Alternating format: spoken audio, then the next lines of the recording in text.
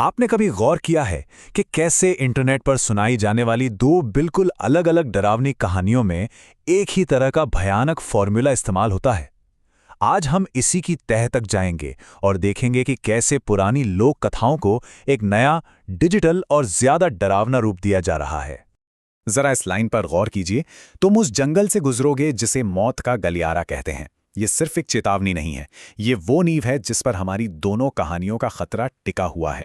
तो चलिए सबसे पहले बात करते हैं उस कॉमन ग्राउंड की जहां से ये दोनों कहानियां शुरू होती हैं। एक रास्ता जो बेहद खतरनाक है, एक संकट जो जानलेवा है, और एक विवशता जो इंसान को किसी भी हद तक जाने पर मजबूर कर देती है। सोचिए, एक ऐसा जंगल, ये कोई मामूली जंगल नहीं है। एक कहानी में तो कहा गया है कि यहां हवाएं भी बातें करती हैं। मतलब एक ऐसी शापित जगह जहां दिन के उजाले में भी कोई कदम रखने की हिम्मत नहीं करता। और इसी शापित जंगल से गुजरने का फैसला दो अलग अलग लोग करते हैं। अब सवाल ये उठता है कि ऐसी जगह कोई जाएगा ही क्यों? जवाब है मजबूरी। एक ऐसी मजबूरी जो उनकी अपनी जान से भी कहीं ज्यादा बड़ी है। तो चलिए मिलते हैं हमारे इन दो किरदारों से। इनके रास्ते अलग हैं, इनकी मंजिलें अलग हैं, लेकिन इनकी परीक्षा एक ही है, उस जंगल और उसके अंदर छुपे शैतान का सामना करना।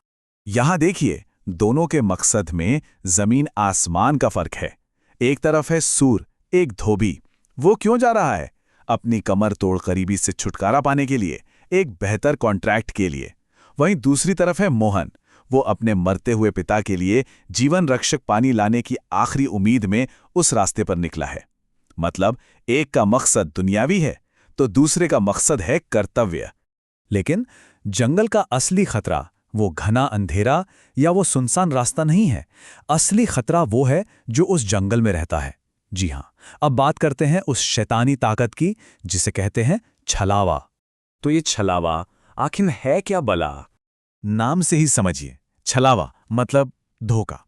ये लोक कथाओं का एक ऐसा प्राणी है जो रूप बदल सकता है। और ये शिकार कैसे करता है? आपकी कमजोरियों पर वार करके। कभी ये कोई बहुत लुभावनी चीज बनकर सामने आएगा, तो कभी कोई बेचारा लाचार बनकर आपकी दया का फायदा उठाएगा।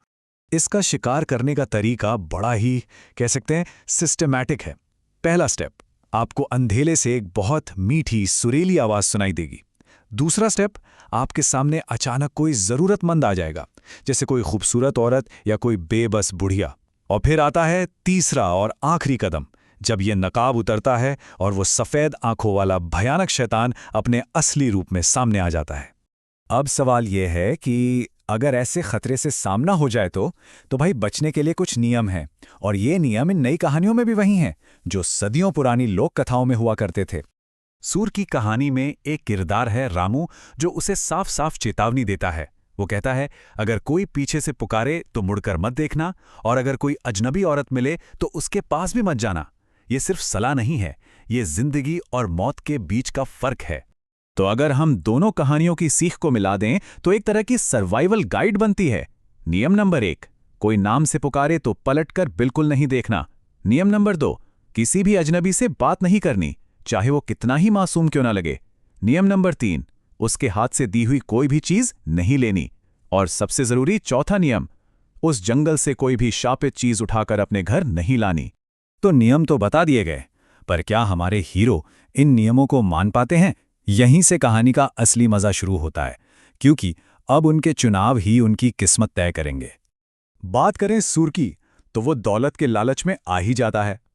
वो छलावे के जाल में फंस जाता है और उस औरत से कपड़े ले लेता है। और जानते हैं वो बचता कैसे है? अपनी बहादुरी से नहीं, अपने डर की वजह से। जब छलावे का असली रूप सामने आता है तो वो इतना खौफजदा हो जाता है कि वो शापित कपड़े वहीं फेंककर घर की तरफ भागता है। लेकिन मोहन वो बिल्कुल अलग निकलता है। वो हर एक चेतावनी को गांठ बांध लेता है। वो किसी से बात नहीं करता, किसी से कुछ नहीं लेता। और जब छलावा उस पर हमला करने वाला होता है तो वो घर की तरफ नहीं बल्कि पास के शिव मंदिर की तरफ भागता है। वो अपनी हिम्मत नहीं बल्कि अपनी श्रद्धा और एक दैवीय शक्ति की शरण लेता है, और वही शक्ति उस बुराई का अंत कर देती है। तो यहां पर देखिए, दोनों के अंजाम में फर्क कितना साफ है। सूर ने गलती की, हाँ बिल्कुल की, उसने कपड़े उठाए, नतीजा वो बस अपनी जान बचाकर गरीबी में लौट गया। और मोहन, उसने एक भी गलती नहीं की। नतीजा ये हुआ कि सिर्फ वो नहीं बचा बल्कि बुराई का ही नाश हो गया।